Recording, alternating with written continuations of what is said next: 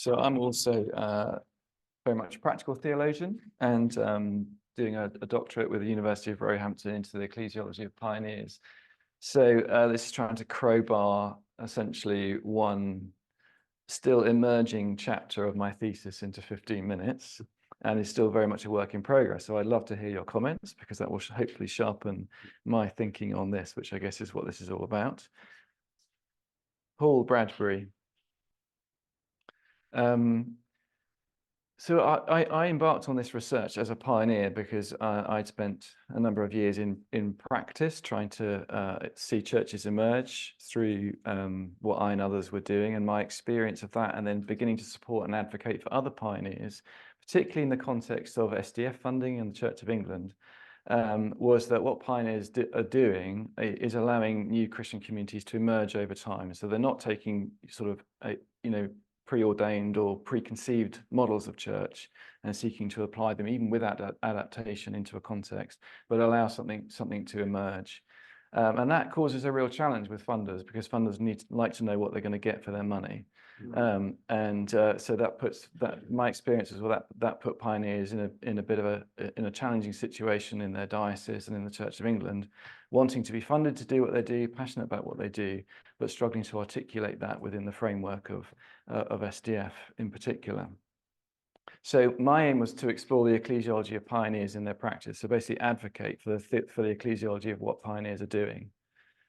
Because as has been said on a number of occasions, the Church of England can be very pragmatic before it's theological. So could we do it the other way around? So my methodology is theological action research, so a very participative approach to this research. Speaking to pioneers and those who enable, support, oversee them in 2 dioceses. Both dioceses are recipients of SDF funding for pioneering, either directly or tangentially. 4 focus groups and 6 interviews in each diocese. And then with TIR, it's very much a participative approach to data reflection. So local teams help reflect on the data, and an external sort of university team also reflects on the data in conversation with those 2 local teams. So you get lots of conversation, seeing themes emerge, rather than just me, just the lead researcher. So this is a very, very selective in terms of what themes we're going to talk about today. The points I want to make from these 2 themes, the 2 themes are relationality and discerning the Missio Dei, is that everything that pioneers do is grounded in the creation of spaces of mutual relationality.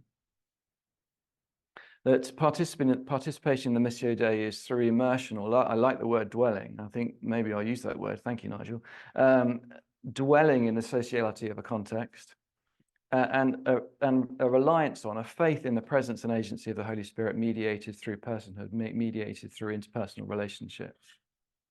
So first of all, relationality. So I wanted to dig into the data. Well, what relationality is one of those terms that people kind of trot off. What does it actually mean? So what kind of relationality were pioneers, helping to form, seeking to form in their ministry? So the first one is relationships of mutuality. The Bath and Wells Reflector team said relationship was a core value that was repeated to enable relationship and space, to allow conversation and the exploration of faith and spirituality. And then this quote from one of my focus group participants. So we started off by exploring people's practice, pioneers' practice. So, well, what is the practice of pioneering for you? What's distinctive about it? And she told this story of creating a space for young people, and somebody coming into this space who was clearly from the LGBTQI plus community, and that they felt comfortable in that space. And then she said, why do I say that's what pioneer ministry is about for me? It's because it was somebody who had found a place where he could be confident in being himself and expressing himself within a community of people who trusted him, or he trusted. I think there's further to go with that, but I think that was kind of indicative of being at home for him. And that kind of creation of spaces of mutual relationality where people felt at home, people felt comfortable, it was a safe space, it's informal, where there's 2-way conversation, where there's the sense of collaboration rather than just the church giving and others receiving, was constantly repeated in people's in the interviews and focus groups that I conducted. Secondly, an integrated relationality. I mean integrated in terms of the relationship between the church and its context, the church and the world. So this quote from Jeff, he said, "You've got a church which actually is almost like it's on an island, and there's a lot of other communities and interest groups surrounding it, and the pioneer ministry allows a bridge to be built. And the important thing about the bridge is it allows traffic in both directions. So we spent a lot of time talking about how pioneer ministry is bringing people with some interest in spirituality towards the church, but it also galvanizes the people in the church who've never known how to reach out to go the other way down the bridge." Now, in many ways, I think he's using quite binary language there between the church and the world. There's this sort of bridge between these two entities that are quite separate from one another. And I think, I found a lot of people who are working with pioneers using quite sort of classic modernist binary language to try and talk about something that they're reaching for, which is something more integrated. The reality is that the church is immersed in the integrated reality of the world, and they want to try and express that, and they're reaching for language to try and express that. So you hear the language of bridge, of two-way traffic, of fuzzy edges. Yeah, there it is. And crossing over, but reaching for language that it seems to me is trying to express a reality that people feel, which is an integrated reality of the church in the world. And then lastly, the primacy of relationality. In other words, that trusting in the formation of relationships of mutuality and places of mutuality in the world as a locus for the action of God by his Holy Spirit. So, it's a place where there's freedom simply to develop those relationships and respond to needs as you find them. We may sometimes come into things with preconceived ideas. I just had the sense that it's time to be free of that. All these little kinds of connectivity stuff, don't really know where it's going, but it has felt like God has been in it really from the beginning. But there's a sense of you put yourself in a place with people, and there's a connection there that you trust. This will bear fruit. So just a selection of some of the quotes of people, putting relationships first. So not bringing some sort of technology, not bringing some sort of primary model or project, but just trusting in relationships to be the locus in which God can bring new things. So, sorry, there's something on the way. Oh, look at this. Just connecting with some of the writers that I've been connected with in terms of more formal theology. It's sort of trying to explore this in terms of an operant theology of sociopoiesis. So Daniel Hardy talks about this, gives this word sociopoiesis, by which he means that actually the creation that we live in, created by God, has this capacity given by God for generating what he calls ever expanding orders of relationship. So there is this sort of what he calls towardsness of all creation. That God has instilled this kind of sociopoiesis into creation, and my sense is that pioneers are kind of are participating with that towardsness of God's creation. And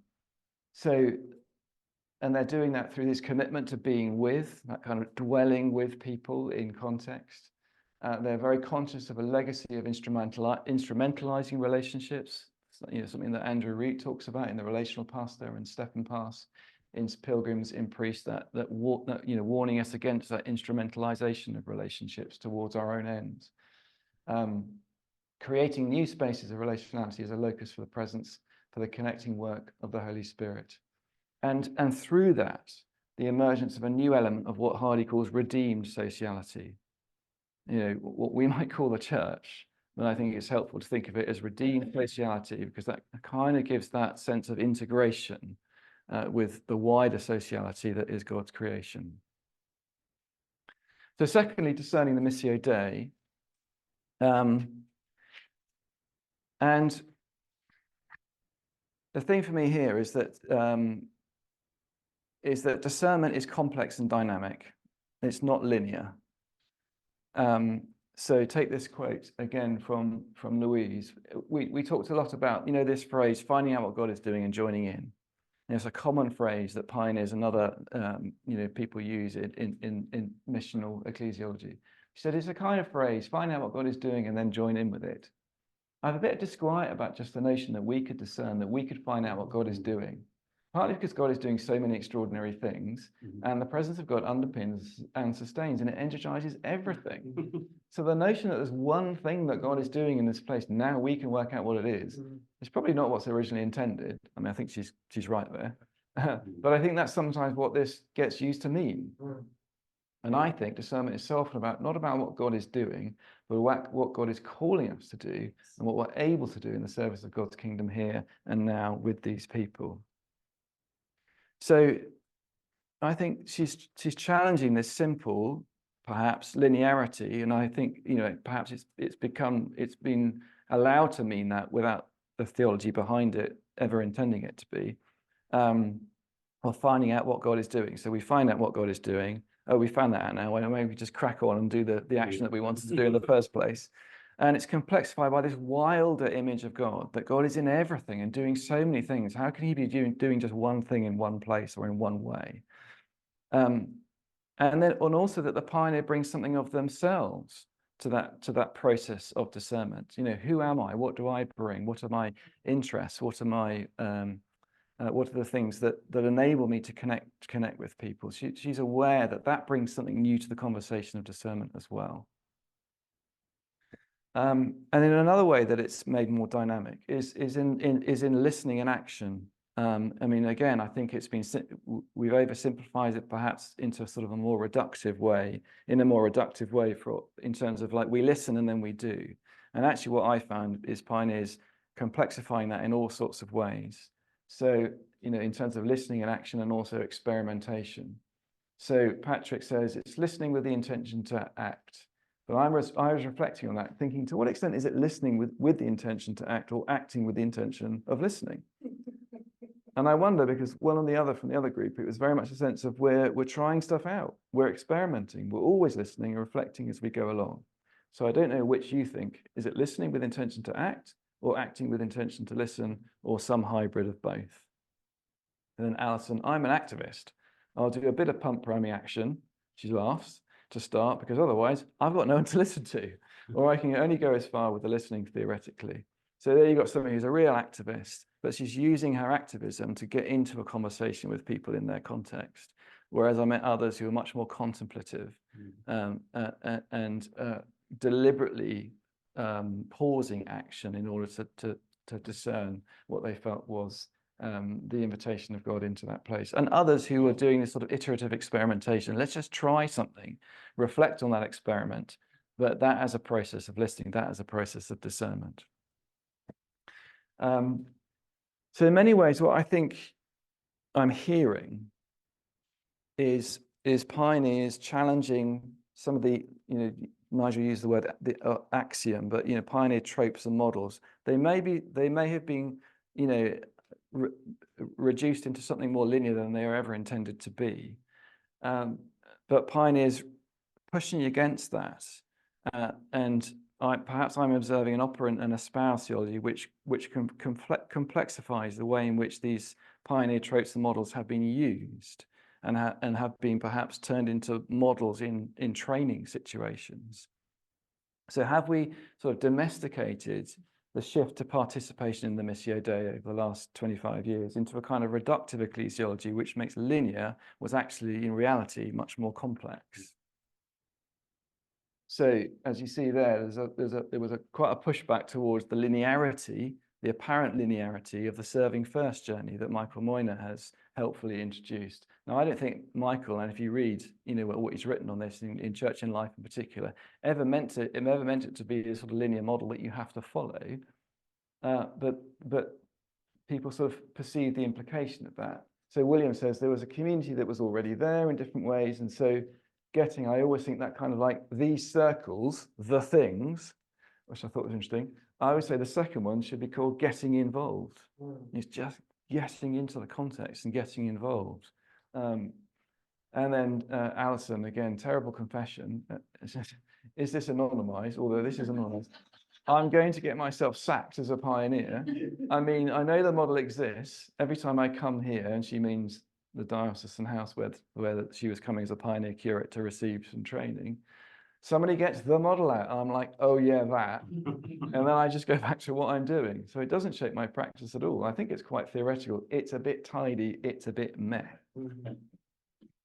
So pioneers are pushing against it because they feel instinctively that they're operating in complexity, not linearity. So at the risk of producing another model, I know there's an irony to this, but what I see as pioneers doing is entering into this complex conversation. They're immersing themselves in a context. So it's immersive presence or dwelling, as I say, I like that word. Listening and spiritual discernment, practical experimentation, recognizing the gift that they bring, what they bring to the conversation in terms of who they are, and bringing that into conversation with scripture and tradition, and trusting that conversation to be the locus in which the Holy Spirit is at work, and through that, something new in terms of Christian community can emerge. And it leads me to question the extent to which we fully embraced, and we've talked a lot about agency in the last 24 hours, haven't we? The agency of the church, to what extent we fully embrace the agency of the Holy Spirit in the process by which church continues to become. Nigel talked about God as a verb. I think, we need to think more about the church as a verb as well. The church constantly becoming what it is in time and place. So I think, we're at this time in our life as a church, we're wrestling with the role of the church, the agency of the church in mission. And, Michael Moyne has helped us, I think, in terms of the language of gift giving. And that was, very much the language that you were using from Andrew Davison. And he does offer a kind of more nuanced dynamic between the church and the world through this language of gift giving. By saying we have to be willing to be the receiver of gift from the world, from the context, and we also have to be willing to give a gift appropriately, by entering into a relationship of mutuality in order to understand what it means to give a gift appropriately. But I don't know. I'm just not sure that goes far enough. I still think we end up, being the agent of giving the gift. Whether we're reflective enough to give it appropriately or not, it still means that the church is the gift giver. And I would say ultimately that Christ and the Spirit are the gift. The gift is the presence of God already at work in the complexity of the world. The gift is the presence of God at work in the dynamic of relationships and conversations, and the Spirit is the one that brings recognition and revelation of the reality of God. So very much connecting with what Alan was talking about. That moment of recognition brings an individual into Christ and therefore into Christ's community of the church. So Bonhoeffer said the church is Christ himself who has taken form among people.